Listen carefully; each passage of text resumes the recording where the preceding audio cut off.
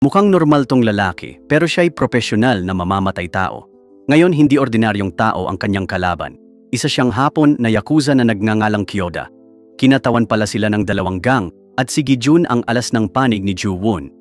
Nagsisimula ang labanan ng mga malakas. Nagbabanggaan ng dalawang panig. Unay nakalalaban pa si Kyoda pero nang makita ni Gi-jun ang kahinaan, tiisin na lang. Sumuntok si Gi-jun sa tadyang ng kalaban, huling knockout, bumagsak si Kyoda sa sahig. Tuwang-tuwa si Ju-won. Kabaligtaran, galit na galit ang yakuza. Naglabasan ng kutsilyo ang mga kasamahan ng yakuza laban kay Gi-jun. Pero di kailanman natakot si Gi-jun kahit kanino. Kaya naman, tuluyang nawasak ang buong Japanese yakuza gang sa Korea. Ngunit malubharing nasugatan si Gi-jun. Naputol ang tendon sa binti, kaya napilitang mamuhay mag-isa sa gubat. 10 taon ang lumipas, naging Ju-won Group ang Korean gang. Naalala pa ni Chairman Ju-won ang ambag ni Gi-jun, kaya hinirang niya si Gi-soke, kapatid ni Gi-jun, bilang CEO ng grupo. Ngunit ngayon, may bagong puwersa sa Korea, ang Bongsan Group ni Chairman Gu. Matagal ng kaibigan ni Ju-won si Chairman Gu, kaya't hindi pa sila nagkakaroon ng anumang alitan. Pero ang anak ni Chairman Gu na si Junmo ay isang spoiled brat. Umupa si Junmo ng mga Japanese thugs para salakayin ang manager ng Ju-won Group. Nalaman na kailangang humingi ng tawad ni Chairman Gu kay Ju-won para sa kanyang anak. Mabuti na lang walang halaga ang manager, kaya't hindi na pinansin ni Ju-won. Pero may isa pang pabor si Chairman Gu. Tulungan siyang palayasin ang yakuza. Hindi direktang makakilos si Chairman Gu dahil ayaw niyang mapahiya ang anak. Ayaw ni Ju-won mag-alala sa pamilya ng iba, pero nangako si Chairman Gu ng mga lupain kay Ju-won kapag natapos ang trabaho. Sa huli, pumayag na si Ju-won. Pagkatapos, bumalik si Ju-won sa kanyang grupo at ibinigay ang mahalagang gawain kay Gi-soke. Dahil matanda na rin si Ju-won, gusto niyang ipasa ang pamamahala ng grupo kay Gi-soke. Ito ang itinuturing na huling pagsubok. Pumayag si Gi-soke pero hindi kontento dahil sawang-sawa na siya sa mga pagpatay ng grupong Ju-won. Papunta kay Junmo, tinanong ni Gi-soke ang kasamahan kung ano gagawin nito kung hindi naging gangster. Hindi naintindihan ng kasamahan si Gi-soke at hindi rin alam ni Gi-soke kung saan pupunta kung umalis siya sa grupo. Kalaunan, pumunta si Gi-soke kay Junmo. Hindi man lang bumati at direktang pinaalis ang mga Hapon pabalik sa kanilang bansa. Naramdaman ni Junmo na nawawalan siya ng kapangyarihan. Walang pakialam si Gi-soke. Sinusubukan lang niyang lutasin ang mga problemang gawa ni Junmo. Akala ni Junmo, ordinaryong tao lang si Gi-soke, kung di dahil sa kapatid niya.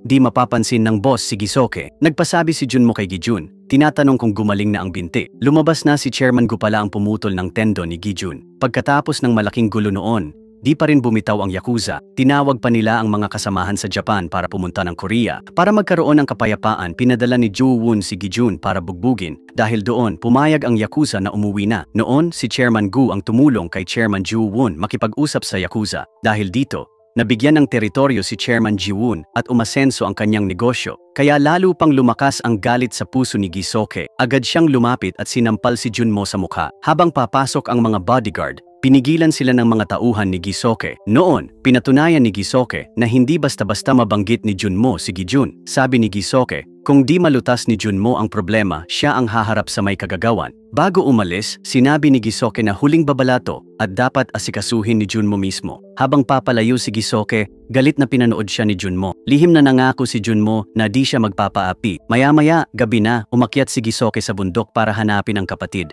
Kamakailan, masarap ang buhay ni Gi-jun. Kahit gusto rin ni Gi-soke ng ganong buhay, di niya masabi. Hindi pa tinatanong ni Gi-jun kung kumusta na ang kapatid niya. Kahit magkapatid sila, marami silang di sinasabi sa isa't isa. Kaya maya-maya, tahimik na umalis si Gi-soke. Nang mapansin na may mali, hinabol at tinanong siya agad ni Gi-jun. Doon lang mahinahon na sumagot si Gi-soke na okay lang siya. Maya-maya, umuwi si Gi-soke para magpatuloy sa trabaho. Bigla niyang napansin ang pagkislap ng ilaw at bumaba sa basement. Lumabas na pamilyar na ligaw na pusa lang pala. Madalas itong pumupunta rito. Nang biglang lumingon ang pusa, napagtanto ni Gi-soke na may nag-aabang sa kanya. Mabilis siyang tumugon at madaling tinalo ang mamamatay tao. Tinanong siya ni Gi-seok kung sino ang umupa sa kanya. Umiling siya. Siguro hindi rin niya alam. Nang sinabihan siya ni Gi-seok na umurong, ngumiti siya ulit dahil may lumitaw pang kasama niya. Dito, napilitan si Gi-seok na kumilos. Kung top assassin sa Korea ang kuya niya, siya rin ay nakamamatay. Agad niyang pinabagsak lahat ng mga mamamatay tao, isa lang ang naiwan. Kahit matapang pa ring lumusob ito, madali siyang napigilan ni Gi-seok. Muntik nang matusok ang mata niya, pero pinili ni Gi-seok na patawarin siya ulit. Pero, agad niyang binayaran ang kanyang kabaitan. Biglang sinaksak ng mamamatay tao si Gi-seok, bumagsak siya at namatay. Kinabukasan, nalaman ni Gi-jun na patay na ang kapatid, nagulat siya. Agad naghanda ng malaking libing ang Ju-won Group para kay Gi-seok. Nag-imbita rin sila ng mga maimpluwensyang tao sa underworld. Kabilang dito sina Chairman Gu at ang kanyang anak. Sa burol, lumuhod si Junmo sa harap ng tablet ni Gi-seok at ngumiti. Para kay Junmo, kamatayan ang nararapat kay Gi-seok. Nagsalita si Junmo ng mapang-asar sa mga tauhan ni Gi-seok. Tinanong niya bakit di nila naprotektahan ang kanilang amo. Agad nilang naisip na may kinalaman si Junmo sa pagkamatay ni Gi-seok. Hindi niya maipagkaila ang kanyang galit. Sa labas, nilapitan ni Manager Choi ng Ju-won Group ang tauhan ni Chairman Gu. Dating miyembro siya ng Ju-won Group, pero ipinagkanulo sila para kay Chairman Gu. Noon, hinala ni Manager Choi na muli niyang ipinagkanulo si Gi-seok. Ngunit, agad itinanggi ng lalaki na may alam siya. Bigla, dumating ang mga tao mula sa tanggapan ng piskal. Itinuro niya sila at sinabi kay Manager Choi na magtanong sa kanila. Pinangunahan ng panganay na si Geom Seon ang grupo ng mga taga-usig. Ngunit may pagkakaiba sa kanilang mga posisyon. Hinarang ni Manager Choi si Geom Seon at pinayuhang umuwi't magpahinga. Naintindihan ni Choi na hindi lang bumisita si Geom Seon para magbigay galang. Dumating din si Geom Seon para imbestigahan ang pagkamatay ni Gi-seok. Nang gustong makita ni Geom Seon ang ama, hindi pumayag si Manager Choi. Bigla namang dumating si Gi-jun. Siya ang malaking nag-ambag sa pag-unlad ng Ju-won Group hanggang ngayon. Kaya iginalang siya ni Choi at pinapayuko ang mga junior sa kanya. Gusto lang ni Gi-jun makita ang kapatid niya sa huling pagkakataon. Agad dinala ni Manager Choi si Gi-jun sa morgue. Doon, sinabi ni Choi na nakabangga si Gi-seok sa grupo ng mga salbahing lalaki. Gayunpaman, sa kanyang karanasan, agad na pagtanto ni Gi-jun na hindi ito simpleng aksidente. Agad-agad pagkatapos nito, nakipagkita si Gi-jun kay Chairman Ju-won. Kahit matagal nang umalis sa ilalim ng mundo, yumuko pa rin si Gi-jun ng may paggalang gaya ng dati. Medyo nagulat si Chairman Gu sa pagdating ni Gi-jun dahil nangako siyang hindi na babalik. Ngunit dahil libing ito ng kapatid niya, umaasa si Gi-jun na makikiramay si Chairman Gu. Hindi rin maitago ni Chairman Ju-won ang kalungkutan sa pagkamatay ni Gi-seok. Noon, inulit ni Gi-jun ang pangakong ginawa niya 10 taon na ang nakalipas na mabubuhay siyang parang patay. Kapalit nito, kailangang tiyakin ni Chairman Ju-won ang kaligtasan ni Gi-seok. Tinupad ni Gi-jun ang pangako sa nakaraang 10 taon. Pero ngayon, hindi nagawa ni Chairman Ju-won. Sa sandaling iyon, tinanong ni Gi-jun ng seryoso kung may hindi ba siyang alam. Subalit kapwa na natiling tahimik sina Chairman Ju-won at Chairman Gu. Nang hindi marinig ang sagot, naunawaan ni Gi-jun na wala siyang makukuhang paliwanag. Yumuko si Gi-jun at humingi ng pahintulot na umalis. Agad na nagsisi si Chairman Ju-won, kaya tumayo siya at hinabol. Ngunit nawala si Gi-jun nang walang bakas. Maya-maya, dumating ang tauhan ni Gi-seok para makipagkita. Nagpakilala siya bilang si Hae-byom. Dating pinagkakatiwala ang junior ni Gi-seok. Dahil wala nang kamag-anak si Gi-jun at kapatid, at hindi siya makapaglabas, si Hae-byom ang naging kinatawan. Nangako siyang tutulong sa pag-aasikaso ng libing ni Gi-seok. Bilang tugon, sinabi lang ni Gi-jun, "Salamat," at umalis. Pumunta si Gi-jun sa bahay ni Gi-seok para alamin ang tungkol sa pagkamatay nito. Bukod sa larawan sa camping, natagpuan lang niya ang regalo ni Gi-seok para sa kanya. Labis siyang nalungkot dahil hindi na maibibigay ni Gi-seok ang regalo ng personal. Pagkatapos, tahimik na isinuot ni Gi-jun ang polo na inihanda ng kapatid, saka siya tahimik na umalis ng bahay. Kinabukasan, pumunta si Gi-jun sa pulis para makita ang pumatay sa kapatid niya. Gayunman, tumanggi ang pulisya dahil hindi pinapayagan ang pamilya ng biktima na makausap ang suspek bago ang paglilitis. Ngunit bigla itong nagbago nang malaman ni Gi-jun na ang investigador sa kaso ay dating kakilala niya. Lumabas na dating nagtatrabaho ang taong ito sa underground. Ilang salita lang ni Gi-jun, nagulat ang mga pulis. Agad-agad dinala si Hui-chan, ang suspek, sa pribadong silid interogasyon. Nagulat siya nang makita si Gi-jun sa loob. Walang paligoy-ligoy, tinanong ni Gi-jun kung sino ang nagbunyag ng address ni Gi-seok. Agad na unawaan ni Hui-chan na ang kaharap niya ay ang kuya ni Gi-seok. Nagkunwaring yumuko siya, tapos bigla siyang ngumiti ng mapang-asar. Subalit, nanatiling kalmado si Gi-jun. Sinabi ni Gi-jun, "Kung di ka sasagot, pupuntahan ko ang mga kaibigan at kamag-anak mo." Hindi natakot si Hui-chan sa banta. Sinabi pa niya na sana'y hanapin ni Gi-jun ang pamilya at patayin sila dahil iniwan sila noong bata pa. Dito napagtanto ni Gi-jun na may nakababatang kapatid din pala si Hui-chan. Walang imik, lumabas na lang si Gi-jun ng silid. Nang magsara ang pinto, nakaramdam si Hui-chan ng pangingilabot. Agad-agad, lihim na sinundan ni Gi-jun ang kapatid ni Hui-chan. Sa huli, nakarating si Gijun sa isang internet cafe. Ngunit, bitag pala ito na inihanda ng barkada ni Hui-chan. Napalibutan si Gijun. Gayunpaman, hindi na tinag si Gijun. Paglingap sa paligid, tinanong ni Gijun kung kumpleto na sila. Saka mahinahong inihayag ni Gijun na sila pala ang napaligiran niya. Bigla, humagalpak sa tawa ang mga siga na parang nakarinig ng napakatatawang biro. Gayunpaman, nanatiling kalmado ang tinig ni Gijun. Gusto lang malaman ni Gijun kung sino ang nasa likod nila. Bilang tugon, kinumpirma ng leader na kumilos ang grupo nang mag-isa nang walang umeestilo sa kanila. Matapos makinig, hindi na nagtanong pa si Gijun. Malamig na sinabi ni Gijun na kung ganon, maaari silang mamatay doon mismo. Agad-agad, isa sa kanila ang sumugod para umatake. Ngunit pinabagsak ng suntok ni Gijun. Bago pa makagalaw ang isa, tinusok ni Gijun ang kanyang chopsticks sa bibig nito. Naging matigas ang hangin nang mapagtanto ng mga bugbog na nagalit sila sa maling tao. Kahit matagal nang umalis sa underworld, hindi humina ang karanasan at lakas ni Gijun. Isa ang pinagsubo ng buong bote ng tubig, habang isa pa ang binali ni Gijun ang binti. Sa puntong ito, huli na para magsisi. Labis na natakot ang leader, at agad tinawag ang mga kasama na sumalakay. Ngunit pagkasabi niya, isa sa grupo ang isinuntok ni Gijun palabas ng bar. Nagpanik siya sa eksena hanggang nawala ng kontrol. Sa huli, napilitang umamin ng leader ng katotohanan. Inamin niyang may taong nagdidirekta sa likod ng insidente. Kahit ganun, ayaw pa ring magpatawad si Gijun. Hinarap ni Gijun ang leader sa mismong lugar. Nagtago sa ilalim ng mesa ang kapatid ni Hui-chan sa takot. Pagkatapos ng gulo, hinanap siya ni Gijun. Noong gabi ng insidente, mababaw lang ang sugat ni Gisyok. Hindi pa rin sapat ang kakayahan ng kabilang grupo. Pinili ni Gisyok na patawarin at paalisin sila ng ligtas. Dahan-dahang binunot ni Gisyok ang kutsilyo at umalis. Pagpasok niya sa elevator, lumitaw ang tunay na killer. Sa libing ni Gisyok, may misteryosong lalaki na lumapit kay Chairman Ju-won.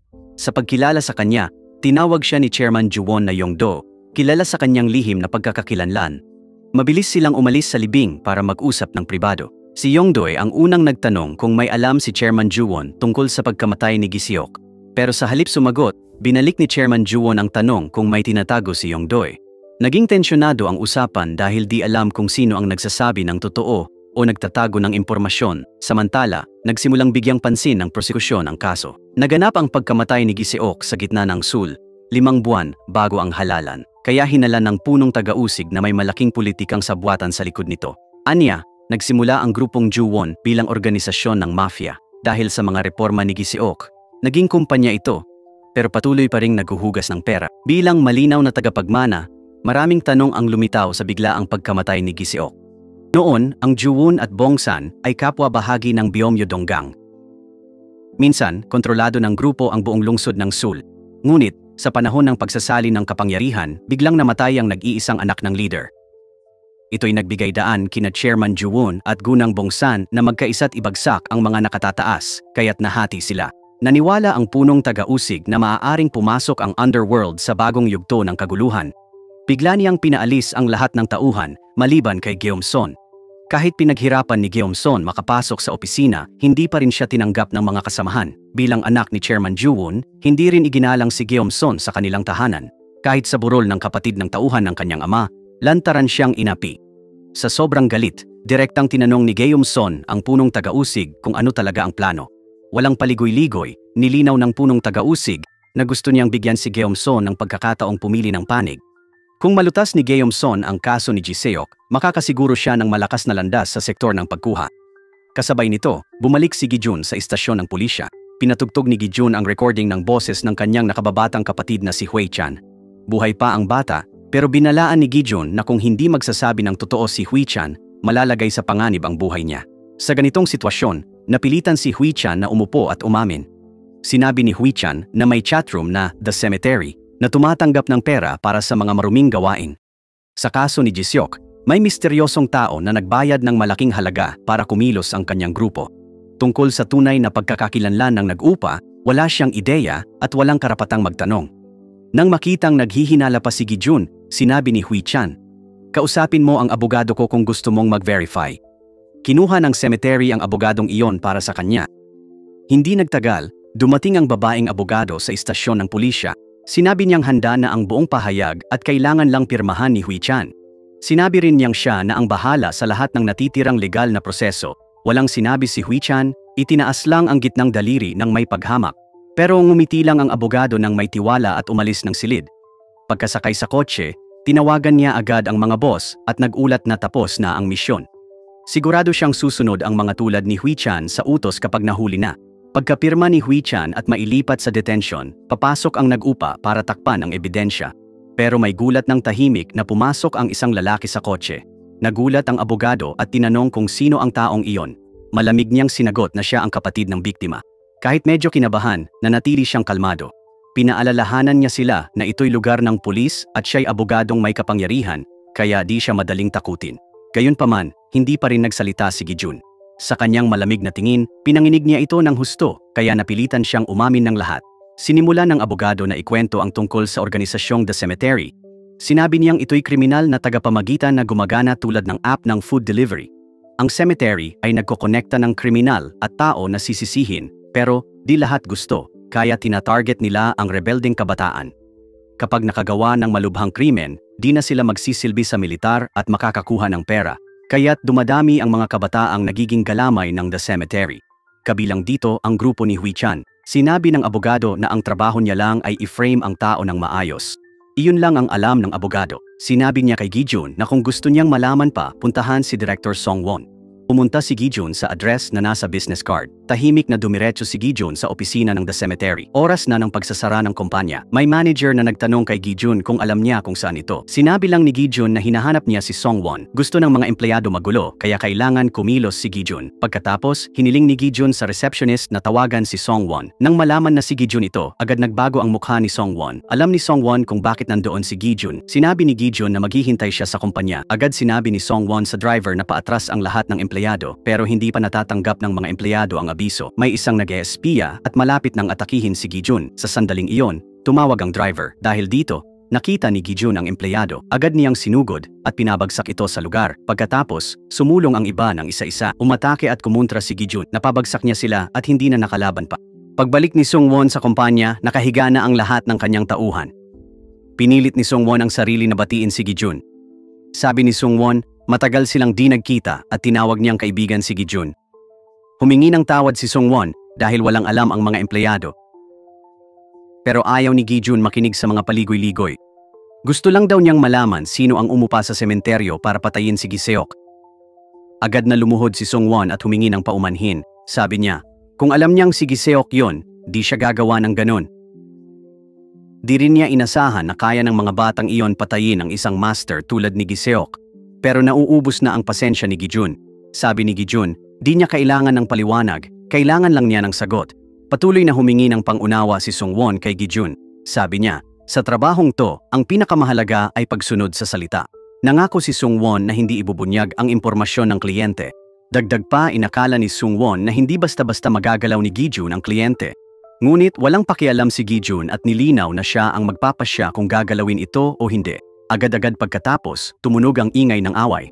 Ngayon, bugbog at masunurin na si Song Won.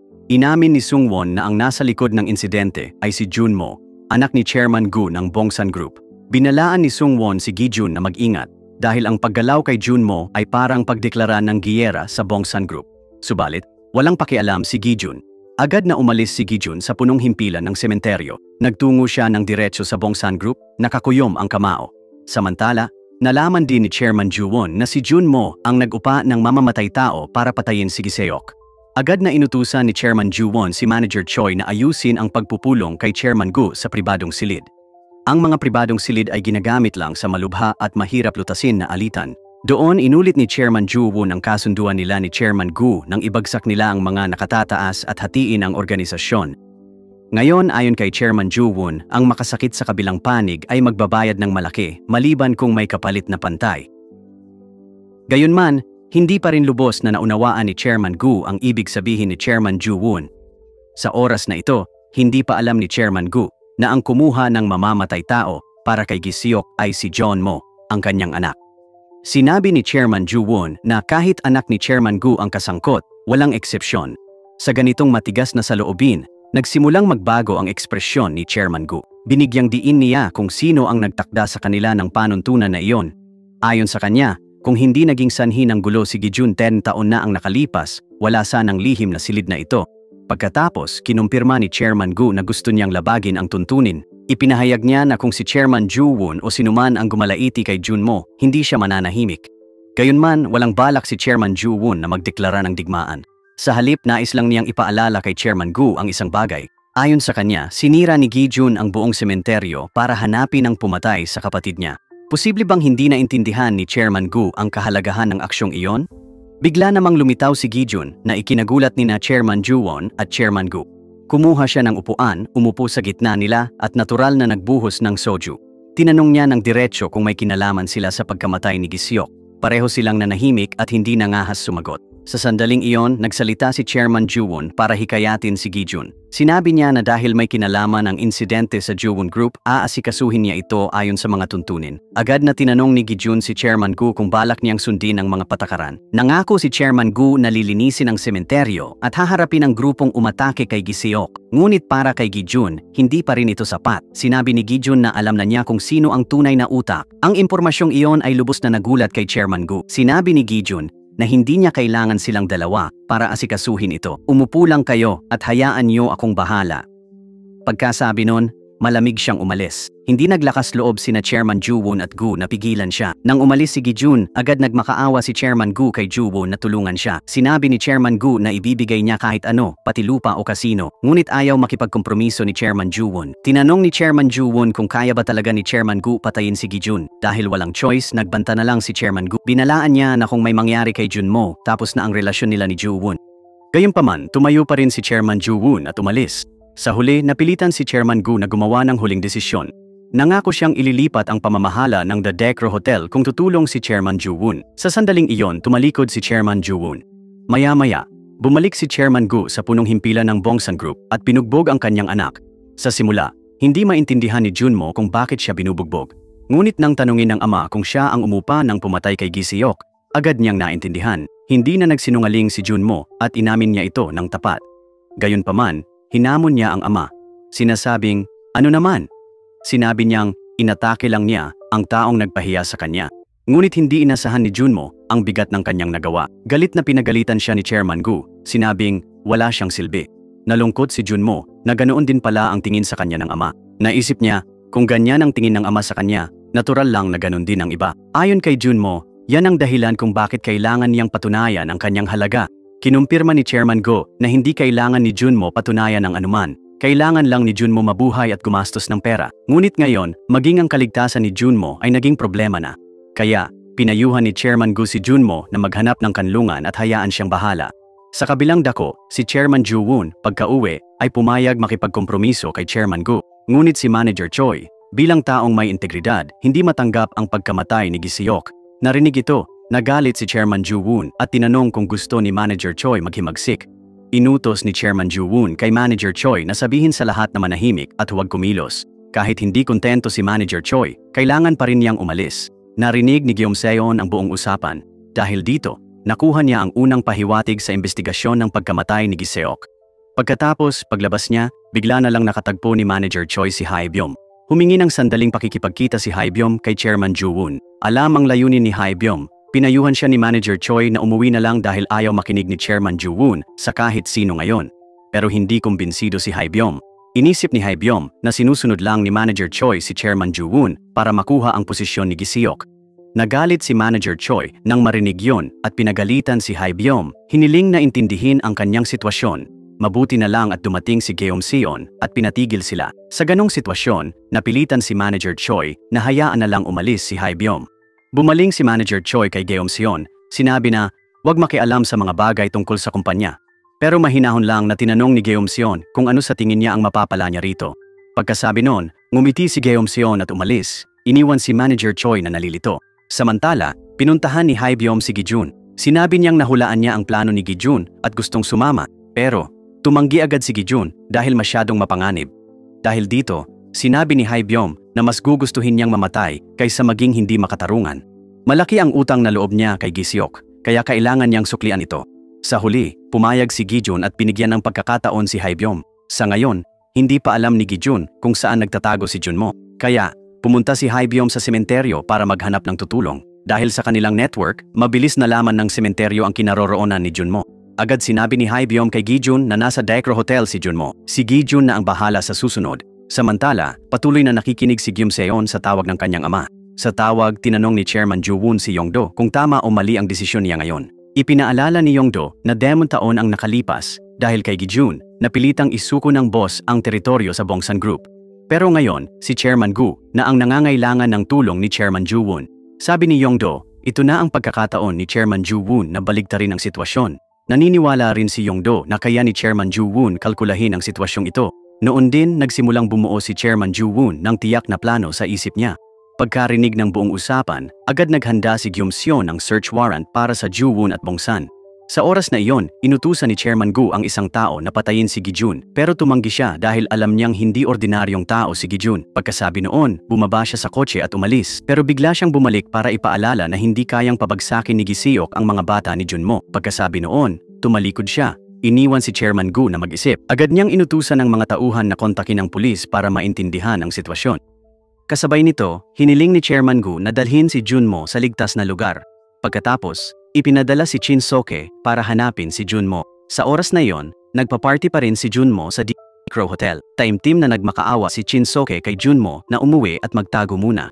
Ngunit hindi man lang natakot si Junmo. Sinabi ni Junmo na wala siyang dapat ikatakot kay Gi-jun. Ipinaliwanag ni Shin Soke na kahit ang ama ni Junmo ay takot kay Gi-jun. Ngunit hindi gaanong matiyaga ang sekretarya ni Chairman Gu. Ayon sa utos ni Chairman Gu, kung hindi susunod si Junmo, bubugbugin siya. Agad-agad, sa pilitang kinaladkad ng sekretarya si Junmo palayo. Sa sandaling iyon, natalo na ni Gi-jun ang mga bodyguard. Nang makita ito, sinubukan ng natitirang mga tauhan na pigilan si Gi-jun. Isa-isa silang sumugod, pero isang tasa lang ang ginamit ni Gi-jun. Pagkatapos ay patuloy niyang sinuntok ang mga bodyguard. Nang tumalikod si Gi-jun, niyakap siya ni Shin Soke at nagmakaawa. Pero, nagmatigas pa rin si Junmo at nagmamalaki pa, tinanong kung ano raw magagawa ni Gi-jun sa kanya. Bigla, itinapon ni Gi-jun si Shin Soke. Tapos, sinuntok ni Gi-jun si Junmo sa tiyan, kaya nasuka ito sa sakit. Hinawakan ni Gi-jun ang leeg ni Junmo at itinaas siya. Doon lang talaga natakot si Junmo. Sinamantala ng kalihim to para atakihin si Gi-jun, sabay sabi kay Shin Soke, dalhin mo si Junmo palayo. Siya raw haharang kay Gi-jun. Nagsimula agad ang away. Nasabik ang kalihim kasi first time niya makalaban ng malakas. Pero puro hangin lang nasipa niya, di man lang nahawakan si Gi-jun. Samantalang isang suntok lang ni Gi-jun, hilo na siya. Gusto pa ring lumaban ng kalihim. Sinipa niya si Gi-jun pero di ito nasaktan. Isang suntok lang sa dibdib, sumakit na kalihim. Tapos, isa pang tumpak na suntok ni Gi-jun, nawalan na siya ng malay. Patuloy na hinabol ni Gi-jun si Junmo. Kasabay nito, isinakay si Junmo sa kotse at umalis. Sa daan, tinanong ni Shin Soke si Junmo kung takot na siya. Hindi pa nakakabawi si Junmo nang may biglang lumitaw sa harap ng kotse. Ang taong iyon ay si Hae-byom. Nais ni Hae-byom tulungan si Gi-jun na hulihin si Junmo. Ngunit mabilis ang takbo ni Shin Soke, kaya hindi sila naabutan ni Hae-byom. Agad tumawag si Shin Soke kay Chairman Gu. Iniulat na muntik nang mamatay si Junmo. Agad namang nagpakita ng matinding pag-aalala si Chairman Gu. Inutusan niya si Shin Soke na dalhin agad si Junmo sa safe house at patibayin ang seguridad. Sinunod ni Shin Soke ang mga utos ni Chairman Gu. Pagdating, napansin ni Junmo na ang safe house ay isang liblib na lugar lang. Sa kabilang dako, naalala ni Manager Choi ang kakaibang kilos ni Gyeom-son noon. Naisip ni Manager Choi na may alam si Gyeom-son tungkol kay Chairman Joo-won. Dahil dito, hinala ni Manager Choi na may lihim na aparato si Gyeom-son. Kaya't pumasok siya sa silid ni Gyeom-son para siyasatin. Gaya ng inaasahan, may natuklasan siyang recording system doon. Agad hinanap ni Manager Choi si Jum-son para questionin. Bilang tugon, ngumiti lang si Jum-son. Para sa kanya, halos pareho lang ang mga prosecutor at gangster. Pareho silang uunahin ang interes ng organisasyon. Sabi pa ni Jum-son, ang mahalagay na yanig ng pagkamatay ni Gi-seok ang Joo-won Group. Nagtataka pa rin si Manager Choi sa interes ni Gyeom-son sa Joo-won Group. Sabi ni Gyeom-son, panganay pa rin siya ni Chairman Joo-won. Magandang pagkakataon daw ito. Pagbalik ni Junmo, di siya nagtagal sa kanlungan gaya ng inaasahan. Naiinip na siya at tinanong si Shin Soke tungkol sa tunay na pagkatao ni Gi-jun. Alam lang ni Junmo na pinutol ng kanyang ama ang litid ni Gi-jun at pinilit itong mamuhay mag-isa sa bundok. Pero di niya alam ang alamat ni Gi-jun sa underworld. Sabi ni Shin Soke, 20 taon na ang nakalipas, si Gi-jun ay itinuturing na bayani, halos santo sa underworld. Noon, nasa ilalim pa ng pamumuno ni Chairman O ang lugar. Kung wala si Gi-jun, wala ring Joo-won o Bongsan Group ngayon, pati buhay ni na Chairman Joo-won at Chairman Gu ay nailigtas ni Gi-jun. Sa isang transaksyon sa Busan Gang, nahulog sa bitag sina Manager Choi at Chairman Gu. Nang makorner sila, biglang lumitaw si Gi-jun, malamig ang mukha, matalim ang tingin parang lobo. Si Gi-jun lang ang humarap sa Busangang at matagumpay na nailigtas silang dalawa. Agad nilang napagtanto na kahit sino ang kalaban o ilan man sila, hindi ito mahalaga kay Gi-jun. Ito ang dahilan kung bakit lahat sa industriya ay gumagalang at natatakot sa kanya. Pagkatapos ng mahimalang pagtakas, sina Chairman Ju-won at Koo ay iginagalang ng mga pinuno. Noon, plano ni Chairman Oh na pumili ng isa sa dalawa bilang kanyang kahalili. Gayunpaman, ang desisyong ito ay nagpalungkot sa kanyang tunay na anak. Lihim na nag-upa si Crown Prince Oh ng mga manggagawa sa libingan para patayin sina Ju-won at Koo. Gayunpaman, mabilis na natuklasan ng dalawang ito ang balak. Hinuli nila si Sang-won at ginamit ang kutsilyo para gumuhit sa mukha niya bilang banta. Sa ilalim ng presyur, napilitan si Sang-won na ibigay ang recording bilang ebidensya. Naitala rito ang transaksyon nang umupa si Crown Prince Oh ng mamamatay tao. Agad pagkatapos nito, nagpasya si Chairman Koo na gumanti. Hindi siya nakipag-usap kay Manager Choi Ju-won, kumuha ng mamamatay tao para patayin si Crown Prince Oh. Pero ang aksyong iyon ay nagdulot ng malubhang kahihinatnan ng malantad ang lahat. Pareho silang inaresto ni Chairman Oh para sa pagtatanong. Sa sitwasyong iyon, duwag na kumilos si Chairman Koo at agad isinisi lahat kay Chairman Ju-won. Mabuti na lang nakapaghanda si Chairman Ju-won dahil hawak pa rin niya ang pinakamatibay na baraha. Nag-iisa, sumugod si Gi-jun sa kuta ni Chairman Oh para iligtas si Chairman Ju-won. Dahil dito, nabawi nina Chairman Ju-won at Chairman Koo ang kontrol sa sitwasyon. Pagkatapos, nagtulungan sila para pabagsakin si Chairman Oh at hinati ang management area. Kalaunan, nagtatag sila ng Ju-won Group at Bongsan Group, dalawang hiwalay na organisasyon. Mula noon, naglagay sila ng patakaran. Mabigat ang parusa sa sino mang manghimasok sa tao ng iba. Ayon kay Chun-sok, si Gi-jun ang naging bayani sa labang iyon. Gayunman, si Gi-jun ang unang lumabag sa tuntunin nang hawakan ang kasama ni Chairman Koo. Ngunit dahil sa kanyang mabigat na reputasyon, pinutol lang nila ang kanyang mga litid. Sa huli, binalaan ni Chun-sok si Junmo na huwag galitin si Gi-jun. Nakinig si Junmo mula simula hanggang dulo, tumango at sinabing katang-isip lang ito. Pero naisip pa rin ni Junmo na takot ang natatakot kay Gi-jun, pero hindi siya.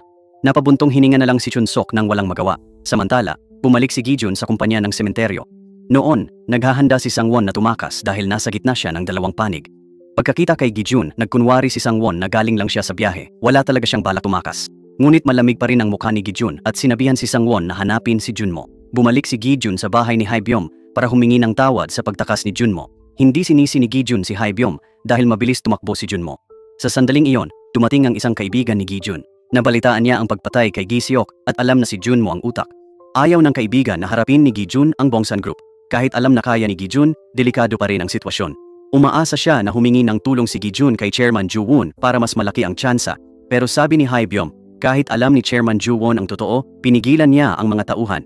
Ipinakita nito na dapat pa rin si Gi-jun ang kumilos. Samantala, hindi nakatiis si Junmo sa pagkakulong, kaya sinira niya ang taguan. Ngunit mahigpit siyang binabantayan ng mga bodyguard at hindi pinakalaya. Babalik si Chun-sok sa Seoul, kaya inutusan niya ang mga bantay na siguruhin ang kaligtasan ni Junmo. Sa daan, bigla siyang tinawagan ni Junmo. Tinanong ni Junmo kung magiging malaya siya kung mamatay si Gi-jun. Inihayag ni Junmo na nakipag-ugnay siya sa mga hapon na kriminal na dati niyang inupahan para harapin si Gi-jun. Hiniling ni Junmo kay Chun-sok na tulungan siya sa pag-akit kay Gi-jun sa isang bitag. Ayaw ni Chun-sok saktan ang taong madalas tumulong sa kanya. Pero binantaan agad ni Junmo ang anak ni Chun-sok, pinipilit siyang pumili sa pagitan ng kapatiran at pamilya. Nang makita ang larawan ng anak, napilitan si Chun-sok na sundin si Junmo. Pagkatapos, gumawa si Chun-sok ng appointment para makipagkita kay Gi-jun. Una, tinanong ni Chun-sok ang kalagayan ni Gi-jun. Pero ayaw mag-aksaya ng oras ni Gi-jun, kaya hiningi niya kay Chun-sok na tumuwid sa punto. Binigyan ni Chun-sok si Gi-jun ng address. Sinabing doon nagtatago si Junmo at gusto niyang tulungan si Gi-jun. Dinurog ni Gi-jun ang business card, alam niyang niloloko siya ni Chun-sok. Gayunpaman, nagpasya pa rin si Gi-jun na pumunta sa lugar. Sa kilos na ito, tuluyan ang pinutol ni Gi-jun ang ugnayan nila ni Chun-sok. Pagbukas ni Gi-jun ng pinto, dalawang gangster na hapon ang sumugod na may hawak na armas. Mabilis na umiwas si Gi-jun at ginamit ang kalapit na kutsyon bilang panangga. Pagkatapos, nag-counter-attack siya ng malakas na suntok, nagpabagsak sa kanilang dalawa. Isa'y nasakal sa hood ni Gi-jun, ang isa'y sinuntok hanggang malabo ang paningin at nasaktan ang kasama. Sa kaguluhan, nabitawan ni Gi-jun ang kanyang espada. Walang ibang pagpipilian, ginamit niya ang espada na nahulog malapit sa kanya. Mapagpasyang umatake si Gi-jun, hindi binigyan ng pagkakataon ang kalaban. Agad niyang kinuha ang telepono ng isang gangster at tinawagan si Junmo. Nooy tensyonado si Junmo, nag-aalala kung buhay pa si Gi-jun o hindi. Ngunit mahinahon na sinabi ni Gi-jun na pinatay niya lahat, si Junmo na lang ang natitira. Nang marinig ito, agad na nagpanik si Junmo, namutla ang mukha. Sa sandaling iyon, isang katotohanan mula 10 taon ang nakalipas ay nabunyag. Masunurin na hinayaan ni Gi-jun si Chairman Gu dahil sa patakaran at lihim tungkol kay Gi-seok. 20 taon ang nakalipas, inatasan ni Chairman Gu si Giseok na patayin si Crown Prince O. Hindi pa kasapi ng gang si Giseok noon, pero dahil sa pangako, ginawa niya ang hangal na gawain. Dahil dito, si Gijun ang napilitang pasanin ang mga kahihinatnan. Nang gabing iyon, nakipagkita si Chairman Gu kay Yongdoy. Si Yongdoy ang nagpayo kina Chairman Ju Won at Gu na magtakda ng patakaran. Siyempre, malinaw pa ring naaalala ito ni Yongdoy. Para kay Yongdoy, si Junmo ang lumabag kaya dapat harapin para bumalik ang kapayapaan. Ngunit hindi binanggit ni Chairman Gu ang patakaran, binigyang diin lang ang pagkakasundo. Naniwala si Chairman Gu na kung mamatay si Junmo, mawawalan ng saysayang harmony.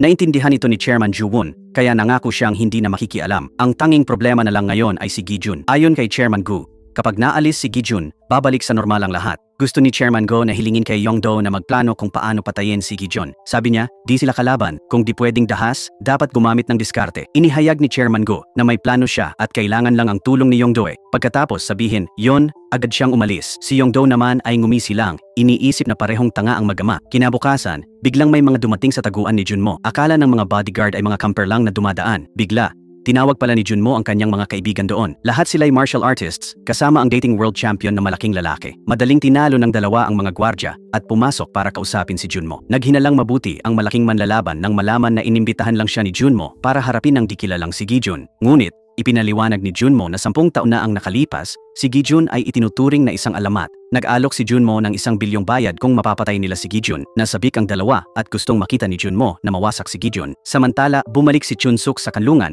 Ngunit nakita lang ang mga bugbog na gwardya. Nawala na si Junmo. Labis na nag-alala si Chunsuk at agad inutusan ang mga gwardya na hanapin si Junmo kahit baliktarin pa ang buong Seoul. Pagkaalis ng mga gwardya, nakatanggap si Chunsuk ng tawag mula kay Junmo. Gusto niyang bumalik si Junmo, ngunit ayaw niyang bumalik dahil gusto niyang patayin mismo si Gijun. Samantala, nasa ospital si Gijun. Hiningi niya sa isang nakatatanda na bindahihan ang kanyang sugat. Noon, kahit gaano kagrabe ang pinsala ni Gijun, kaya pa rin niyang tiisin. Ngunit ngayon, napansin ng matanda na tumatanda na si Gijun. Naintindihan niyang gusto ni Gijun maghiganti. Pero pinayuhan pa rin siya na pahalagahan ang sarili dahil maikli ang buhay. Pagkalabas ng klinika, pumunta si Gijun sa pasilyo at umupo ng malalim na nag-iisip. Bigla, may tumawag kay Gijun, ang kanyang matalik na kaibigan. Sinabi niya na pupunta siya kay Chairman Ju Won para humingi ng tulong sa kaso. Pero alam na ni Gijun ang magiging resulta at umaasang hindi mag-aaksaya ng panahon ang kaibigan. Sa sandaling iyon, may boses na sumingit sa usapan. Pumunta si Junmo sa bahay ng matalik na kaibigan ni Gijun. Agad na ibinaba ng kaibigan ni Gijun ang tawag. Pagkatapos, pinayuhan niya si Junmo na umuwi kung ayaw niyang mamatay. Pero tila malakas ang loob ni Junmo at nakipagtalo pa. Sinabi niyang hindi siya natatakot. Naisip ng kaibigan ni Gijun na mas tanga si Junmo kaysa sa ama niya. Dahil sa insulto, nagalit si Junmo at pinupok ng baseball bat ang kaibigan ni Gijun hanggang mamatay. Sa sandaling ito, dumating si Chin Sok at nasaksihan ang pagkamatay ng kanyang senior. Sa wakas, hindi na napigilan ni Chin Sok ang kanyang emosyon. Pinatay ni Junmo ang 2 kapatid na pinakaiginagalang niya. Agad niyang sinunggaban ang leeg ni Junmo at inilabas ang galit. Agad na itinapon ng hair tie fighter si Chin Sok. Lumapit si Junmo na may bat, sinabing laging minamata siya ni Chin Sok. Sinabi ni Junmo na ang pagkamatay na ito ay dahil kay Gijun. Nakitang nawalan ng kontrol si Junmo, kaya pinigilan siya ng malaking lalaki. Ngunit sabi ni Junmo, kung may gagawin siya, tapusin niya hanggang dulo. Ginamit ni Junmo ang telepono ng kaibigan ni Gijun para tawagan siya. Hinamon ni Junmo si Gijun na magkita para maghiganti. Kahit alam na patay ang kaibigan, pinilit ni Gijun manatiling kalmado. Gayunman, napansin ng lahat na umabot na si Junmo sa hangganan. Agad kinuha ni Gijun si Songwon para asikasuhin ang libing ng kaibigan. Pagkatapos, umalis siya para hanapin si Junmo. Samantala, bumalik si Junmo sa taguan at kumuha ng mga gangster sa paligid. Itinapon ni Junmo ang pera at nagtakda. Sino man ang makahuli kay Gijun, gagantimpalaan pero hindi papatayin. Gusto ni Junmo na siya mismo ang gumawa nito. Masayang tinanggap ng grupo ang utos, hindi alam na kamatayan ang naghihintay sa kanila. Sa kabilang dako, lumitaw si Gijun sa harap ng taguan ni Junmo. May dala ring bakal na baras si Gijun. Nagmata ang malaking lalaki, iniisip na sobrang gastos ni Junmo para lang sa isang lumpo. Gayunpaman, tahimik pa rin siyang nagmasid. Pagpasok ni Gijun sa pasilyo, napuno ito ng mga aroganteng tao. Lahat ay gustong makuha ang gantimpala. Mahinahon na binalaan ni Gijun ang mga takot na umalis na. Agad, may lalaking sumugod pero natalo kaagad sa isang hampas lang. Ang iba ay sumugod rin ng sunod-sunod. Kahit marami sila, parang mga lamok lang silang kumagat ng bakal. Nang mahigpit na hawakan ng hair tie fighter si Gijun, agad sumugod ang iba. Agad na sinalakay ni Gijun at dinurog ang ulo ng papalapit na manlalaban. Ginamit niya ang patpat para hampasin ang kalaban, nagdulot ng matinding sakit. Nang idiin ni Gijun ang ulo ng kalaban sa pader, nagpanik ang iba. Gustong lumaban pero isa-isa pa ring pinabagsak sila ni Gijun. Sa pagtingin sa kamera, natakot din si Junmo. Nanginig siya at sinabi sa seguridad na patay na lang si Gijun. Gayunpaman, isa-isa ring napabagsak ang mga gwardya. Gumamit si Gijun ng kutsilyo. Mabilis at tumpak na sinaksak ang mga leeg. Isa-isa, bumagsak ang mga bangkay. Nakapasa si Gi-jun sa ikalawang antas. Tanging ang kampiyon na manlalaban na lang ang natira. Naunawaan niya ang sitwasyon, hiningi kay Junmo na doblehin ang sweldo. Napilitang pumayag si Junmo na harapin niya si Gi-jun. Sa oras na iyon, pumasok si Gi-jun sa bulwagan ng pilay. Habang si Junmo'y nakatayo sa hagdan, hindi na kasing tiwala gaya ng dati. Sa oras na iyon, blanko pa rin ang mukha niya. Lumapit si Gi-jun at inulit ang babala. Umatras ang natatakot. Pero umatake pa rin ang kampiyon. Mahinang itinapon niya si Gi-jun pababa ng hagdan. Nagsimula ang labanan. Nangibabaw ang malaking lalaki. Patuloy na umaatake kay Gi-jun. Sa huli, ibinasag niya si Gi-jun sa salaming mesa. Doon, napabuntong hininga si Junmo. Nagyabang siya. Ako pumatay sa kapatid mo. Ano magagawa mo? Agad kumuha si Gi-jun ng bubog at sinaksak sa mata niya. Akala niya madumi si Gi-jun, pero labanan ito ng buhay. Walang lugar para sa pagiging patas. Bigla, nagbago ang sitwasyon. Bulag na siya, kaya sunod-sunod siyang tinamaan ng balik-atake. Sa wakas, naglunsad si Gi-jun ng pangwakas na suntok na nagpabagsak sa kanya. Kinuha ni Gi-jun ang bakal na baras at dahan-dahang lumapit kay Junmo. Nagpanik si Junmo at bumunot ng baril, pero hindi tumama. Dinurog ni Gi-jun ang baril at binali ang braso't binti ni Junmo. Nagmakaawa si Junmo, sinabing kahit patayin siya, di mabubuhay si Gi-sok. Pero habang nakikinig si Gi-jun, lalo siyang nagagalit. Pagkatapos magsalita ni Junmo, ibinagsak siya ni Gi-jun sa sahig. Dito natapos ang paghihiganti ni Gi-jun. Sa ibang dako, iniutos ni Chairman Gu na arestuhin ang pulis na nag-imbestiga. Nagduda si Chairman Gu, di dapat naka-night patrol ang ranggo ni Gi-sok. Wala ring nagulat ng kaso ng matuklasan ng bangkay. Inakala ni Chairman Gu na alam na ng mga pulis ang lahat. Nagpadala siya ng tao para usisain ang mga pulis. Matapos bugbugin, inihayag ng pulis ang lahat at ipinakita ang recording. Nakilala agad ni Chairman Gu ang boses sa recording. Tinawagan ni Chairman Gu si Junmo pero walang sumasagot. Sa sandaling iyon, nagsimula siyang mag-alala. Maya-maya, may tumawag kay Chairman Gu, hindi si Junmo kundi si Gi-jun. Sinabi ni Gi-jun na inasikaso niya si Junmo ayon sa mga tuntunin. Gustong sabihin ni Chairman Gu ang totoo, pero huli na ang lahat. Nawalan siya ng pag-asa. Pagkatapos, umalis si Gi-jun sa kanlungan. Sa daan, naalala ni Gi-jun si Gisoke. Sa imahinasyon niya, ngumiti si Gisoke at sinabing magkikita silang muli. Unang beses niyang ipinakita ang lungkot matapos mabuhay na parang makina.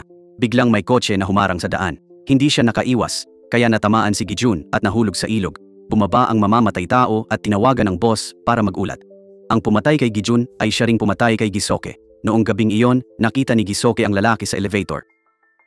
Iniwasan ni Gisoke ang unang saksak, pero patuloy siyang sinugatan. Isang saksak ang tumagos sa kanyang kamay. Ginamit ni Gisoke ang kurbata para pigilin ang dugo at lumaban pa. Dahil dating sugatan, sa huli sinaksak siya sa leeg. Bago bumagsak, natanggal ni Gisoke ang maskara ng kalaban pero di na nakapagsalita. Pagdating ng pulis, bangkay na lang ni Gisoke ang nakita. Agad niyang tinawag ang mga kasama para linisin ang lugar. Kinabukasan, na-recover ang kotse ni Gi-jun sa ilog pero wala ang bangkay. Ang totoo, naanod si Gi-jun sa pampang at si Hae-byom ang nakakita sa kanya. Agad tumawag si Hae-byom sa doktor para sa emergency treatment ni Gi-jun. Kasabay nito, nabalitaan ni Chairman Ju-woon na nahulog si Gi-jun sa ilog. Pinaghinalaan ni Chairman Ju-woon na masyadong nagkataon ng lahat. Bago pa makapagtanong si Chairman Ju-woon, tumawag si Chairman Gu. Humingi siya ng agarang pagpupulong. Sa construction site, nagpaabot ng pakikiramay si Chairman Ju-woon sa pagkamatay ni Junmo. Tinanong ni Chairman Ju-woon kung pinatay ni Chairman Gu si Gi-jun bilang paghihiganti. Pinagtibay ni Chairman Gu na kung ginawa niya yon, hindi ganoon kadali mamatay si Gi-jun. May isang bagay na gustong kumpirmahin ni Chairman Gu. Sa investigasyon, nalaman niyang tumanggap ng pera ang pulis mula sa account ng Ju-woon Group para i-frame si Gisoke. Nagulat si Chairman Ju-woon pero insinuwa ni Chairman Gu na siya mismo ang nasa likod nito. Ayon sa haka ni Chairman Gu, ayaw ni Chairman Ju-woon na magmana si Gisoke, kaya pinapatay niya ito at sinisi si Junmo. Pagkatapos, gagamitin si Gi-jun para maghiganti at patayin si Junmo sa halip na si Chairman Ju-woon. Kapag tapos na lahat, papatayin din si Gi-jun para burahin ang mga ebidensya. Ang Bongsan Group ay mapupunta kay Chairman Ju-woon at ang tagapagmana ay si Gyum-son, kanyang biological na anak. Tumawa lang si Chairman Ju-woon nang marinig ito. Iniisip na nag-iimbento lang si Chairman Gu. Pero wala nang pakialam si Chairman Gu sa dahilan. Para sa kanya, tama man o mali, sa puntong ito, isa sa kanila ang dapat mawala. Ito ay malinaw na deklarasyon ng digmaan. Agad bumalik si Chairman Ju-woon para tawaging ang senior leadership. Kahit may nagsabi na hindi na nalulutas ang alitan sa dahas ngayon, hindi sila pwedeng walang gawin. Nagpasya si Chairman Ju-woon na panatilihin ang kapangyarihan kahit kailangan niyang humarap sa kanila. Pagkatapos, pinuntahan niya si Yang Do. Sinabi niyang parang ginamit siya. Dati, sinabi ni Yang Do na kung makikinig si Chairman Ju-woon sa kanya, kontrolado niya ang sitwasyon. Ngayon, Malinaw na wala siyang choice kundi magdeklara ng digmaan laban sa Bongsan Group. Binanggit din ni Chairman Ju Woon ang suhol na dumadaloy mula sa account ng Ju Woon Group. Bukod kay Chairman Ju Woon, si Young-do lang ang may access dito, pero pinaalalahanan ni Young-do si Chairman Ju Woon na may isa pang tao, si Gyeom-son. Itinanggi ni Chairman Ju Woon na kasangkot ang anak, pero ngumiti lang si Young-do at sinabing naniniwala lang ang matatanda sa gusto nila. Umaasa si Young-do na di ito magiging dahilan ng pagbagsak ni Chairman Ju Woon. Sa Bongsan Group, katatawag lang sa mga leader nang biglang dumating ang mga taga-usig. May dala silang search warrant at inaresto ang buong pamunuan. Tanging si Chairman Gu lang ang naka-escape sa tamang oras. Pero bahagi ito ng plano ni Gyeom-son. Naniniwala ang punong taga-usig na sinadya ni Gyeom-son na palayain si Chairman Gu. Pero sabi ni Gyeom-son, kapag pinili niya ang prosekusyon, di makakaligtas kahit ang kanyang ama. Sabi ni Gyeom-son, unang hakbang lang ito sa mas malaking plano. Ang layunin ay mahuli ang pangunahing mastermind. Inilahad ni Gyeom-son ang susunod na plano, kasama ang pagsisiyasat sa buong Jo Woon Group.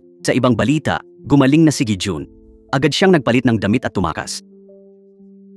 Pumunta siya kay Hae-byom para kunin ang gamit. Binigay ni Hae-byom ang susi ng kotse at pinalitan ng plaka. Nagpasalamat si Gi-jun at umalis. Pumunta siya sa kumpanya ng sementeryo para kay Song-won. Nagdiwang sila, akala patay na sina Junmo at Gi-jun. Biglang dumating si Gi-jun, umupo sa tabi ni Song-won. Nagulat si Song-won, "Di mo alam sino pumatay sa'yo?" "Gi-jun, alamin mo sino may pakana kung gusto mong mabuhay."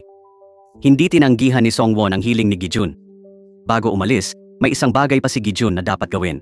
Magsunog ng insenso para sa dalawang yumaong kaibigan. Sa sandaling iyon, naawa si Song-won sa kanya. Naisip niya, kung namuhay sila ng duwag tulad niya, malamang hindi sila nakaharap sa ganitong suliranin. Nang gabing iyon, umuwi si Gyeom-son at nakita ang kanyang ama sa kanyang silid na may hawak na audio file. Agad na tinanong ni Chairman Ju Woon si Gyeom-son. Ngumiti lang si Gyeom-son at tumalikod. Hiningi ni Chairman Ju Woon sa anak na malinaw na sumagot. Ngunit sinabi ni Gyeom-son na ginagawa lang niya ang tungkulin at walang magbabago habang naririto pa ang kanyang ama. Naintindihan ni Chairman Ju Woon na ambisyoso si Gyeom-son, pero alam din niyang walang lakas ng loob ang anak na ipagkanulo siya, kaya't nasiyahan si Chairman Ju Woon at umalis ng silid. Pagkatapos, sinuri ni Gyeom-son ang kanyang headphones at nakitang naging music tape na ang wiretap. Sa sandaling ito, nagdeklara ng digmaan si Ju Woon at inatake ang grupong Myungsan. Dati, si Chairman Ju Woon ay laging mapayapa sa magkabilang panig. Ngunit ang ganitong pamamaraan ay naging dahilan ng pagkawala ng kanyang tapat na si Gi-jun. Sa pagkakataong ito, napagtanto ni Chairman Ju Woon ang kanyang pagkakamali. Ang hindi niya pagkilos agad ay humantong sa kasalukuyang sitwasyon, kaya't nagpasya siyang lumaban sa huling pagkakataon o mawawalan na ng tsansa. Ang labanan ni na Chairman Ju Woon at Chairman Gu ay napilitang matapos na. Isa lang ang maaaring makaligtas. Samantala, pinayuhan ng mga tauhan si Chairman Gu na umurong muna habang sila'y humahadlang. Ayaw tumakas ni Chairman Gu. Gusto niyang lumaban gamit ang patpat hanggang sa huli. Sa oras na ito, naroon din sa eksena si Chairman Ju Woon. Ngunit, agad na nabugbog si Chairman Gu hanggang sa mahilo siya. Gustong magmadali ni Manager Choi, pero hiniling ni Chairman Ju Woon na umalis ang lahat para siya mismo ang humarap kay Chairman Gu. Humingi ng tawad si Chairman Ju Woon at sinabing pinili niyang protektahan ang anak kaysa sa mga kapatid. Binigyang diin ni Chairman Ju Woon na ganoon din ang pinili ni Chairman Gu noon. Pagkatapos, pinaalis ni Chairman Ju Woon si Chairman Gu sa huling paglalakbay gamit ang sarili niyang tubo. Matapos harapin si Chairman Gu, sumakay si Chairman Ju Woon sa kotse at umalis. Ngunit, lahat ng ito ay bahagi ng plano ni Young-do. Siya ang nag-ayos ng lahat mula sa simula. Si Chairman Ju Woon ay ginamit lamang bilang pawn. Ang tunay na target ni Young-do ay si Chairman Ju Woon. Maya-maya, dumating ang pangkat ng sementeryo ng Ju Woon Group para linisin ang lugar. Sumama rin si Gi-jun kay Song-won. Napansin ni Song-won na may kakaiba. Para sa kanya, hindi ganito kikilos ang Chairman Ju Woon na kilala niya. Mas naunawaan ni Gi-jun na may mas mahalagang protektahan si Chairman Ju Woon kaysa sa pagkakaibigan nila ni Chairman Gu. Pagkatapos, nag-set si Gi-jun ng appointment para makipagkita kay Chairman Ju Woon. Natuwa si Chairman Ju Woon nang makitang buhay pa si Gi-jun. Ngunit malamig na tinanong ni Gi-jun, "Ikaw ba ang nag-upa para patayin ako?" Nagulat si Chairman Ju Woon at sinabing siya ay pawn lang din. Binanggit ni Chairman Ju Woon si Young-do, ang misteryosong strategist sa likod ni Chairman Oh, na hindi kilala ni Gi-jun. Maliban sa mga malapit kay Chairman Oh, walang nakakaalam tungkol sa pag-iral ni Young-do. Dating pulis siya at tumulong kay Chairman Ju Woon na kumuha ng maraming inside info. May impormasyon din si Young-do mula sa pulisya at gang. Sa madaling salita, siya ang kumokontrol sa buong sitwasyon. Lumaki ang ambisyon ni Young-do kaya't hindi na siya makontrol ni Chairman Oh. 20 taon na ang nakalipas, si Young-do ang nagpagawa kay Gi-seok na patayin si Crown Prince Oh. Nagtago rin si Chairman Ju Woon ng recording ng usapan ni na Young-do at Gi-seok bilang ebidensya. Pagkamatay ni Chairman Oh, si Young-do ang naging tagapamagitan, kinokontrol sina Chairman Ju Woon at Gu para kumita ng malaki. Naging tinik si Gi-jun sa tagiliran ni Young-do dahil iginagalang siya ng gang. Kaya't 10 taon ang nakalipas, pinalak ni Young-do na saktan si Gi-jun. Naging malinaw na ang lahat. Nagpasya si Gi-jun na harapin si Young-do para ayusin ang alitan. Nakaramdam ng guilt si Chairman Ju Woon, kaya tinulungan niya si Gi-jun. Lihim na sinubaybayan ni Manager Choi ang buong plano. Nang gabing iyon, tinawagan ni Chairman Ju-won si Yong-do para magkita. Nakaramdam ng kakaiba si Yong-do sa late na oras pero pumunta pa rin siya. May inihanda si Chairman Ju-won na sorpresa para sa kanya. Ang lumitaw sa lugar ng pagkikita ay si Gi-jun. Nagulat si Yong-do dahil akala niya ay patay na si Gi-jun. Walang imik si Gi-jun at agad sinakal si Yong-do. Bigla, may dumating at itinulak pabalik si Gi-jun. Ito ang dating kaaway ni Gi-jun, dating bodyguard ni Chairman Oh. Si Gi-jun ang pumuputol ng kanang kamay niya ilang taon na ang nakalipas. Nalito si Gi-jun, nagtataka kung kailan bumalik ang kanyang kamay. Samantala, tumakas si Yong-do, iniwan si Gi-jun at dating kaaway na magharap. Muntik nang mamatay si Yong-do pero ngumiti pa rin ng mapangutya. Ilang galaw lang, tumunog ang alarma. Dumating ang mga pulis na nagpapatrolya. Umatras ang kaaway, nagset ng bagong laban kay Gi-jun sa ibang araw. Inamin niyang bilanggong pinatay, tinulungan ni Yong-do na makatakas. Tinawagan ni Gi-jun si Song-won, hiniling hanapin si Yong-do. Nangako si Gi-jun na ito na ang huling beses. Mula ngayon, hindi na siya muling makikialam si Gi-jun. Iginalang at kinatatakutan ni Song-won si Gi-jun. Pero di pumayag dahil pulis si Yong-do. Sabi ni Song-won, kung gusto ni Gi-jun makita si Yong-do, punta sa presinto. Gaya ng inaasahan, tumakas si Yong-do papuntang himpilan ng pulisya. Tinawagan ni Yong-do si Chairman Ju-won at sinisi siya. Hiniling ni Yong-do na makipagkita kay Chairman Ju-won. Agad na nag-alala si Chairman Ju-won at nagpatawag ng board meeting. Ngunit hindi inasahan ni Chairman na si Geum-seon ang dadalo sa pulong. Hindi maintindihan ni Chairman ang balak ng kanyang anak. Sinabi ni Geum-seon na nang makilala si Yong-do, napagpasyahan niyang palitan ng ama. Galit si Chairman, inisip na sinasamantala ng Yong-do ang kanyang anak. Sabi ni Chairman, pangungot ang upuan at ayaw niya ng ganong buhay para sa anak. Sumagot si Geum-seon, hindi mo ako tinanong kung gusto ko. Gusto niyang patunayan na kaya niya, pero hindi binigyan ng pagkakataon ng ama. Pinaalalahanan ni Manager Choi si Geum-seon na oras na para umalis. Doon lang napagtanto ni Chairman Ju-won na ipinagkanulo rin siya ni Manager Choi. Sa panahong ito, si Chairman Ju-won ay naging isang malungkot na matandang lalaki. Umupo siya at nag-isip ng matagal bago nagpasyang ilabas ang kanyang lihim na sandata. Sa kabilang banda, dumating si Geum-seon sa pagpupulong ng board. Ang kanyang pagdating ay nagpalito sa mga shareholder. Inihayag ni Geum-seon na papalitan niya ang posisyon ng ama at umaasang susuportahan siya ng lahat. Agad na tumayo ang isang tao para magprotesta. Inisip nila na ang Ju-won Group ngayon ay bunga ng pagsisikap ni Chairman Ju-won. Ang taong tulad ni Geum-seon na lumaki sa layaw ay hindi maaaring maging pinuno. Ipinahayag ni Geum-seon na ang sinumang tutol ay maaaring umalis. Isang matapang na tao ang unang lumabas. Sinundan ng marami pang iba na sabay-sabay tumayo. Ngunit, isang malakas na sigaw sa labas ng pinto ang nagpahinto sa lahat. Pinagtibay ni Geum-seon na hindi siya katulad ng ama at hindi siya magiging mahina kahit senior lahat dito. Pag di siya sinunod, kamatayan lang ang abot. Nilinaw din na di siya nangangamba sa maduming gawain dahil sa trabahong to. Walang malinis ang kamay. Agad-agad, umupo ang buong board of directors. Wala nang naglakas loob na magsalita pa. Tila napakasaya ni Geum-seon. Sabay nito, nabalitaan ni Gi-jun na umalis na ang kotse ni Yong-do sa presinto. Tinanong ni Song-won si Gi-jun kung hanggang saan ang balak niya. Sinabi ni Gi-jun na tatapusin na niya ang lahat ngayon din. Pagkatapos, pumunta siya sa napagkasunduan lugar. Pero hindi si Yong-do ang driver, kundi dating kaaway ni Gi-jun. Agad silang naghanda para ayusin ang kanilang alitan. Hindi rin gumamit ng anumang pandaraya ang kalaban. Pinahiram niya si Gi-jun ng kutsilyo para patas ang laban. Pero mas mahusay pa rin si Gi-jun sa paggamit ng kutsilyo. Sinugatan ni Gi-jun ang kalaban at ipinatong ang kamay nito sa bintana. Lumabas na prosthetic pala ang kamay ng kaaway ni Gi-jun. 10 taon na ang nakalipas, malaking hiya ang pagkawala ng braso niya, sabi niya. Dapat daw pinatay na siya ni Gi-jun noon pa. Hinigpitan ng kaaway ang hawak kay Gi-jun. Inabot ni Gi-jun ang kutsilyo sa lupa at sinaksak ito sa tiyan. Subalit, muling ninais ni Gi-jun na iligtas ang sarili. Sa pagkakataong ito, di na tinanggap ng kaaway ang kahihiyan. Hinawakan niya si Gi-jun at itinulak ang kutsilyo sa tiyan. Ipinaalala na kung gusto niyang wakasan lahat, kamatayan lang.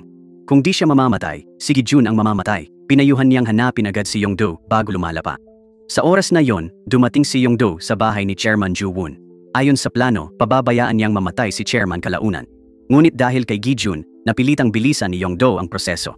Nangako si Yong-do na aalagaan niya si Geum-seon. Ngunit, malaking pagkakamali ang pagsali kay Geum-seon dito. Bumunot ng baril si Chairman, itinuro kay Yong-do at pinatigil. Napilitan si Yong-do na ibaba ang kutsilyo. Sa sandaling iyon, nahuli ni Chairman Ju-won. Sinamantala ni Yong-do ang pagkakataon at sinunggaban ng baril. Habang nag-aaway sila, bigla na lang pumutok ang baril. Gasgas lang ang tinamo ni Yong-do sa bala. Agad-agad, pinalis ni Yong-do ang baril sa kamay ni Chairman Ju-won. Kumuha agad ng kutsilyo si Chairman Ju-won at itinuro kay Yong-do. Pero mabilis na binawi ni Yong-do ang baril at binaril si Chairman Ju-won. Pagdating ni Gi-jun, nakaupo na lang si Chairman Ju-won, di na gumagalaw. Biglang dumating ang mga pulis at inaresto si Gi-jun sa pagpatay kay Chairman. May pulis na naglagay ng baril sa kamay ni Gi-jun. Mukhang mahihirapan si Gi-jun na makalusot sa kasong ito. Pumasok si Yong-do, naka-uniforme ng pulis, at inasar si Gijun. Dinala si Gijun pabalik sa himpilan ng pulisya.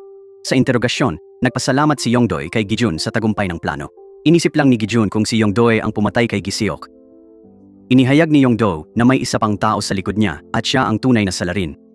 Ngunit hindi na makikilala ni Gijun ang taong iyon dahil inayos na ni Yongdo ang kanyang kamatayan. Agad-agad, ipinadala ang isang pangkat ng pulisya para ihatid si Gijun. Lahat sila ay mga tauhan ni Yongdo. Lumiko ang kotse sa ibang daan at pumasok sa lagusan. Hinarang ng mga manggagawa ang kalsada, tinitiyak na walang ibang lalapit. Nanatiling kalmado si Gijun. Isang tanong lang ang itinanong niya sa pulisya. Iyon lang ba ang kaya nila? Bigla siyang sumalakay, nagdulot ng kaguluhan sa buong grupo. Bumunot sila ng baril at nagpaputok ng walang patumangga. Nabaril pa ang mga kasama. Isa sa kanila ang naitulak palabas ng kotse, nawala ng kontrol ang sasakyan at tumaob. Sa huli, si Gijun at isang pulis ang nakaligtas. Pero may baril ito habang nakaposa si Gijun. Bigla, nabangga ng truck ang pulis. Ang nagligtas kay Gijun ay si Songwon. Kahit hindi halata sa mukha, ipinakita pa rin niya ang kanyang katapatan. Lumabas na nag-upa si Yongdo ng tao para linisin ang eksena at patayin si Gijun. Mabuti na lang at hindi huli ang dating ni Songwon. Nagtataka si Gijun kung bakit siya iniligtas ni Songwon. Hindi sumagot si Songwon, tila takot sabihing respeto lang ang nararamdaman niya. Pagkatapos, ibinigay ni Songwon kay Gijun ang lahat ng impormasyon tungkol kay Yongdoy. Sinabi ni Songwon na aalis siya ng bansa, umaasang matapos agad ni Gijun ang lahat. Huling tulong ni Songwon, ipaalam kay Yongdo na patay na si Gijun para mawalan ng bantay. Sa pakikinig, nalaman ni Gyeomson na si Yongdo, hindi si Gijun, ang pumatay sa ama niya. Kasabay nito, nakita ni Gyeomson ang tunay na pagkatao ni Yongdoy. Gusto lang pala ni Yongdo gamitin si Gyeomson para sa kanyang sariling plano. Gusto ni Manager Choi na puksain si Yongdoy, pero di pa tamang panahon dahil hawak pa nito ang mga lihim na dokumento ng grupong Juwon. Pero si Gyeomson, di basta-bastang tao, may lihim na plano si Gyeomson para gumanti. Ngayon, opisyal na gumagana ang papel niya bilang taga-usig. Humingi si Gyeomson ng search warrant para sa opisina ni Yongdoy. Nang malaman ito, sobrang nagpanik si Yongdo. Tinawagan agad ni Yongdoy si Gyeomson. Bakit mo ko tinraidor? Sagot ni Gyeomson, pareho lang silang naggagamitan. Nagpaliwanag si Yongdoy, pero iginiit ni Gyeomson na ganyan talaga si Yongdo. Lagi raw siyang nagdudulot ng gulo para mag-away ang iba. Tapos siya ang nakikinabang. Nang magyaya si Yongdo na mag-usap, malamig na tumanggi si Gyeomson. Wala na raw susunod. Galit na nagplano si Yongdo na ipapatay si Gyeomson, pero walang sumagot. Di alam ni Yongdo na binayaran na pala ni Gyeomson ang killer. Siniyasat ni Gyeomson ang background ng taong ito mula Japan at Korea. Hinahanap ng Interpol ang killer kaya napilitang kumapit kay Yongdo para makatakas. Pero si Yongdoy nagbigay lang ng walang laman na pangako. Si Gyeomson naman ginamit ang pagiging fiskal bilang garantiya. Naghinalang tinanong ng killer kung bakit siya tinutulungan ni Gyeomson. Sagot ni Gyeomson, kailangan kong ipapatay ang ilang tao. May huling bitak pa si Yongdo. Lihim na naitala ni Yongdo ang buong usapan nila ni Gyeomson. Pero ang planong akalay gawa ni Yongdo ay si Gyeomson pala ang may isip. Ambisyon ni Gyeomson, kontrolin Juwon Group at buong Seoul tulad ni Chairman Oh. Pagkatapos, bumalik si Gyeomson sa opisina ng fiskal para mag-check. Bukod sa lihim na dokumento ng Juwon Group, may nakagulat pang detalye si Gyeomson. Sa mga papeles mula kay Yongdo, may nakitang iligal na baril si Gyeomson. Pagkatapos, pumunta si Gyeomson sa simbahan para sa libing ng kanyang ama. Kasabay nito, naroon si Sangwon sa pantalan para maghanda sa pagtakas. Pero sinabi niya sa sekretarya na ginawa niya, tuparalin langin ang lahat. Gusto niyang manatili para makita kung sino ang matitirang buhay sa huli. Samantala, humingi ng pahintulot ang sekretarya na pumunta sa banyo. Nairita si Sangwon dahil sa tingin niya ay hindi ito ang tamang oras. Biglang may kumatok sa pinto. Pagbukas niya, nakita niyang may babaeng may hawak na palakol na umaatake. May kasama rin ang taong ito. Agad kinuha ni Sangwon ang kutsilyo sa sinturon at pinatay ang kasama. Pagkatapos ay nakipaglaban siya sa estranghero. Malubha siyang nasugatan, pero sa huli napatay niya pa rin ang umaatake. Agad niyang naalala ang maleta ng pera at dinala ito para hanapin ang sekretarya. Nang magkita sila, nagkunwaring nag-aalala ang sekretarya at biglang sinaksak siya. Siya pala ang taksil na naging dahilan ng pagkamatay ni Sangwon nang may galit. Kinuha ng kalihim ang maleta ng pera at sinabi kay Manager Choi na naasikaso na si Sangwon. Ngayon, si Yongdo na lang ang natitirang target. Nagpadala si Manager Choi ng isang mamamatay tao. Pero hindi lang si Gyeomson ang may gustong patayin si Yongdo. Kasabay nito, naroon din si Gijun sa pinagtataguan ni Yongdo. Pagkakita sa dalawang mamamatay tao, agad kumilos si Gijun at tinalo sila. Napansin niya agad na maraming mamamatay tao ang nakapaligid. Walang pag-aalinlangan siyang haharap sa sino mang makatagpo. Ngunit ang tunay niyang kalaban ay ang mamamatay tao ni Gyeomson. Makalipas ang ilang sandali, inamin ng suspect na siya ang pumatay kay Giso. Ginamit niya ang parehong taktika para subukang patayin si Gijun. Sinaksak ng mamamatay tao ang kamay ni Gijun ng kutsilyo. Ngunit si Gijun ay hindi katulad ni Giso. Ginamit ni Gijun ang talim bilang tukod at paulit-ulit na sinuntok ang mukha nito. Napilitan ang mamamatay tao na bitiwan ang kutsilyo. Sinamantala ni Gi-jun ang pagkakataon. Ginamit ni Gi-jun ang kutsilyo para putulin ang lalamunan ng mamamatay tao gaya ng pagpatay niya kay Giso. Sinipa ni Gi-jun siya ulit bago umalis. Pilay na naglakad si Gi-jun patungo sa taguan ni Yongdu. Takot na takot si Yongdu pero mukhang matapang pa rin dahil may baril siya. Pagbukas ni Gi-jun ng pinto, agad nagpaputok si Yongdu bilang babala.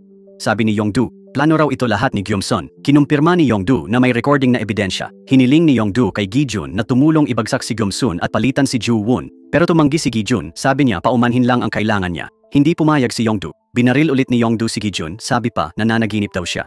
Bilang ganti, pinato ni Gi-jun ang mga papel sa mesa sa mukha ni Yongdu. Habang di nakatingin si Yongdu, sinugod siya ni Gi-jun at itinulak. Dito nawala ang baril ni Yongdu. Agad niyang kinuha ang kutsilyong nakatago sa ilalim ng upuan. Ngunit, mabilis na inagaw ni Gi-jun ang kutsilyo. Pinutol niya ang 5 daliri ni Yongdu. Pinutol pa ni Gi-jun ang mga litid ni Yongdu para maramdaman nito ang sakit na tiniis niya. Tinanong ni Gi-jun si Yongdu kung gusto niyang mabuhay. Bago pa sumagot si Yongdu, sinaksak ni Gi-jun ang lalamunan at pinatay siya agad. Dumalo si Gi-jun sa burol ni Chairman Ju-won. Pinayagan ni Gyeomsun si Gi-jun na magsagawa ng huling parangal. Sa hitsura ni Gi-jun, alam ni Gyeomsun na pinatay niya ang lahat ng mamamatay tao, pati si Yongdu. Ngunit malamig ang mukha ni Gi-jun at sinabing si Gyeomsun ang huli. Tinanong ni Gi-jun kung bakit ginawa iyon ni Gyeomsun. Inamin ni Gyeomsun na nainggit siya kay Gi-jun dahil binigay sa kanya ng ama ang posisyong gusto niya. Tinapik ni Gi-jun si Gyeomsun, sinabing pagkalibing kay chairman, sabay-sabay silang ililibing ng walang away. Noong buhay siya, lumaban siya. Nang namatay, naging wala ang lahat. Pagkatapos ng libing, binisita ni Gi-jun ang puntod ni Gi-seok sa huling beses dahil alam niyang malapit na silang magkita muli. Kasabay nito, ibinigay ni Gi-jun kay Haebyeon lahat ng ebidensya para maihayag ang tunay na pagkatao ni Gyeomsun. Pagkaraang ilibing si Chairman Ju-won, agad isinagawa ni Gyeomsun ang pagsasanib ng Ju-won Group at Pongsan Group. Inaprubahan ito ng alkalde dahil nangako si Gyeomsun ng maraming benepisyo sa kanya. Bigla, may lumabas na balita na si Gyeomsun daw ang utak ng pagpatay, may kasamang recording pa. Agad-agad umalis ang lahat ng bisita sa seremonya, nagmamadaling itago ang koneksyon nila kay Gyeomsun. Sinabi ng punong taga-usig kay Gyeomsun na ngayon, tuluyan na siyang bumagsak. Pero naisip pa rin ni Gyeomsun na may tsansa pa siyang bumawi. Nang marinig ito, pinagalitan siya ng punong taga-usig sa kanyang kabubuhan at katigasan ng ulo. Sa sobrang galit, pinugbog ni Gyeomsun ang punong taga-usig hanggang mamatay ito. Nawala ng kontrol si Gyeomsun dito. Nakialam si Manager Choi, pinayuhang umalis si Gyeomsun bago dumating ang pulis. Sa wakas, napilitang umalis si Gyeomsun sa seremonya. Biglang dumating si Gi-jun sa hallway. Malamig pa rin, tinanong ni Gi-jun kung magbibigay daan o papasukin siya. Akmang susugod ang mga gwardiya nang pigilan sila ni Manager Choi. Siya mismo ang nagbukas ng daan para kay Gi-jun. Tinanong ni Manager Choi kung hindi na pwedeng itigil ito. Ngunit matatag si Gi-jun, sinabing kailangan niyang tapusin. Walang choice, hinarap ni Manager Choi si Gi-jun bilang tungkulin. Dating magkasamahan ng dalawa. Dahil sa loob, hinayaan ni Gi-jun na saksakin siya ni Manager Choi. Pero hindi pa rin siya katalo ni Manager Choi. Pagkatalo, umasa si Manager Choi na tutuloy si Gi-jun. Tumango si Gi-jun bilang pamamaalam sa kanya. Sumunod, pumasok si Gi-jun sa opisina ni Chairman Ju-won. Nang panahong iyon, opisyal ng hawak ni Gyeomsun ang posisyon. Ngunit naramdaman niya na ang upuang ito'y parang ordinaryo lang. Ang bumabagabag kay Gyeomsun ay ang dugong nabuhos ng marami. Sabi ni Gi-jun, respeto lang ang magbibigay halaga sa posisyon. Kung hindi, ito'y magiging pabigat lamang. Pinagtibay niya na oras na para wakasan ang lahat. May baril si Gyeomsun, may kutsilyo naman si Gi-jun. Bagamat siya ang unang pumutok, ayaw niyang patayin si Gi-jun. Sa halip, pinili niyang wakasan ang sariling buhay. Ngunit agad na pinutol ni Gi-jun ang kamay ni Gyeomsun. Pinilit ni Gi-jun si Gyeomsun na humingi ng tawad. Pagkarinig ng paumanhin, saka lang kumilos si Gi-jun. Sa huli, dahan-dahang umalis si Gi-jun. Ngunit walang makapipigil sa kanyang mga hakbang. Sa sumunod na mga araw, namuhay si Gi-jun sa bundok. Wala nang nakakita sa kanya at nalimutan ang kanyang alamat. Itinuro ng Mercy for None na sa mundo ng kasinungalingan at pagtataksil, tila ang paghihiganti lang ang natitirang hustisya. Ngunit habang isinusulong ito, unti-unti mong nawawala ang sarili mong pagkatao. Tulad ni Gi-jun, nakuha man niya ang hustisya para sa kapatid, kapalit naman nito ang lahat, pati ang katahimikang sanay naging kanya. Sa huli, ang tunay na trahedya ay hindi ang pagkawala, kundi ang pagkakalimot kung paano mabuhay ng may pag-asa.